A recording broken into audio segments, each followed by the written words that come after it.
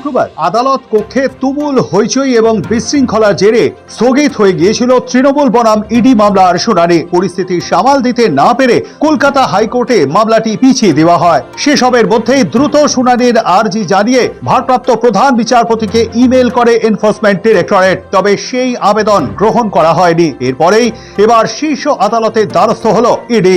যদিও এই সম্ভাবনা আঁচ করে আগাম পদক্ষেপ হিসেবে আগেই সুপ্রিম কোর্টে ক্যাভিয়েট দাখিল করে রাজ্য সরকার। আইপ্যাকের কর্ণধার প্রতীক জৈনের বাড়ি এবং আইপ্যাকের অফিসে ইডির অভিযান নিয়ে তোলপাড় রাজ্য রাজনীতি। শুক্রবারই ইডির দ্রুত শুনানির আর্জি খারিজ করে দিয়েছে কলকাতা হাইকোর্ট। এরপরই কেন্দ্রীয় এই তদন্তকারী সংস্থা সুপ্রিম কোর্টে যাওয়ার সিদ্ধান্ত নেয়। তবে আইপ্যাক মামলার শুনানি যাতে একতরফা না হয় তাই আগেই ক্যাভিয়েট দাখিল করে রাজ্য সরকার। শনিবার সুপ্রিম কোর্টে এই ক্যাভিয়েট দাখিল করা হয়। এই ক্যাভিয়েট আবেদন দায়ের করেছেন কুনাল মিমা। রাজ্যের তরফে সুপ্রিম কোর্টকে জানানো হয়েছে আইপ্যাক সংক্রান্ত কোন মামলায় যদি শীর্ষ আদালত শুনানি করে তবে রাজ্য সরকারের বক্তব্য না শুনে যেন কোনো একতরফা নির্দেশ জারি করা না হয়। ক্যাভিয়েট দাখিলের অর্থ হলো প্রতিপক্ষ যাতে একতরফা ভাবে কোনো আইনি সুবিধা আদায় করতে না পারে এবং রাজ্যকে না জানিয়ে যাতে কোনো নির্দেশ না দেওয়া হয়। ইডি আগে ভাগেই সুপ্রিম কোর্টে যেতে পারে সেই আশঙ্কা থেকেই এই পদক্ষেপ নেয় রাজ্য।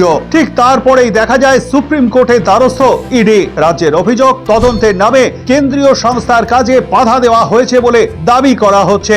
আদালতে জমা দেওয়া আবেদনে ইডি জানিয়েছে তল্লাশি অভিযানের সময় মুখ্যমন্ত্রী নিজে ঘটনাস্থলে উপস্থিত ছিলেন। সেই সময় যেভাবে নথি বা ফাইল সরানো হয়েছে তা আদালতের নজরে আনা প্রয়োজন বলে দাবি সংস্থার। পাশাপাশি সিবিআই তদন্তের দাবিও তুলেছে ইডি।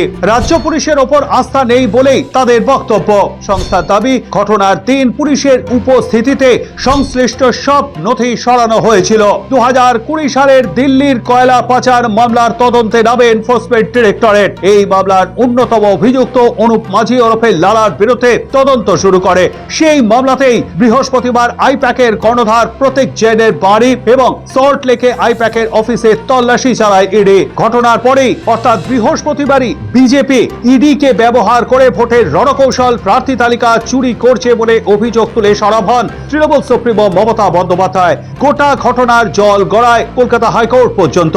তদন্তে বাধার অভিযোগ নিয়ে হাইকোর্টে যায় এনফোর্সমেন্ট ডিরেক্টরেট। ঘটনায় সিবিআই তদন্ত জানিয়ে মামলা দায়ের হয়। এদিকে ইডি অভিযানকে চ্যালেঞ্জ করে কলকাতা হাইকোর্টে আবেদন জানায় তৃণমূল কংগ্রেসও। শুক্রবার বিচারপতি সুপ্রা ঘোষের এজলাসে দুটি মামলার শুনানির জন্য ওঠে, কিন্তু তুমুল বিশৃঙ্খলায় তা ভেস্তে যায়। 14 জানুয়ারি এই মামলার শুনানি হবে বলে জানায় হাইকোর্ট। এরপরে প্রধান বিচারপতির এজলাসে দ্রুত শুনানির আবেদন জানিয়ে ইমেল করে এনফোর্সমেন্ট ডিরেক্টরেট। এমনকি পৃথক বেঞ্চ তৈরি করারও আবেদন জানানো হয়, কিন্তু সেই আবেদন খারিজ করে দেন প্রধান বিচারপতির বেঞ্চ। স্পষ্ট জানানো হয় 14 জানুয়ারি ইডি মামলার শুনানি হবে। এরপরে সুপ্রিম কোর্টে দ্বারস্থ হওয়ার সিদ্ধান্ত কেন্দ্রীয় তদন্তকারী এজেন্সির। কিন্তু একতরফা ভাবে যাতে শুনানি না হয় সেজন্য আগে ভাগেই রাজ্যের তরফে ক্যাভিয়েট দাখিল করা হলো।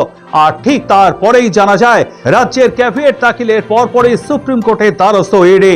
সব মিলিয়ে সুপ্রিম কোর্টে রাজ্যের ক্যাভিয়েট দাখিল নতুন করে আইনি লড়াইয়ের ময়দানকে আরো চওড়া করলো। শফিক সাদালের রিপোর্ট, সময় কলকাতা।